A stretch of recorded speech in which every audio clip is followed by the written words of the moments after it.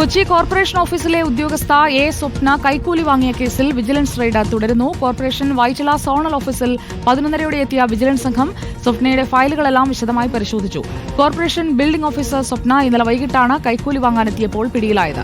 ലെബി സജീന്ദ്രൻ നമുക്കൊപ്പം. ലെബി സജീന്ദ്രൻ, ഇന്നലെ പിടിയിലായതിന് പുറമെ നേരത്തെ നടത്തിയിട്ടുള്ള ഇടപാടുകളിൽ കൈക്കൂലി ഉണ്ടായിട്ടുണ്ടോ എന്നതടക്കം പരിശോധിക്കുകയാണോ ഇപ്പോൾ?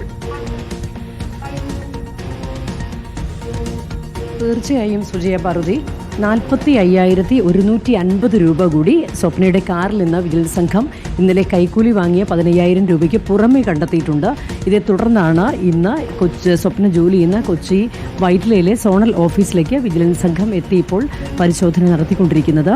ഇവിടെ സ്വപ്നയുടെ ഫയലുകളെല്ലാം വളരെ വിശദമായി പരിശോധിക്കുകയാണ്. സ്വപ്ന 2019 ജോലിയിൽ പ്രവേശിച്ചത്.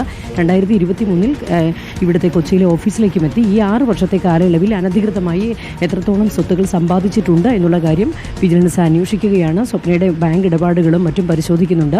ഇവിടെ എത്തി സ്വപ്നയുടെ ഫയലുകളെല്ലാം വളരെ വിശദമായാണ് വിജിലൻസ് സംഘം ഇപ്പോൾ പരിശോധിച്ചുകൊണ്ടിരിക്കുന്നത്.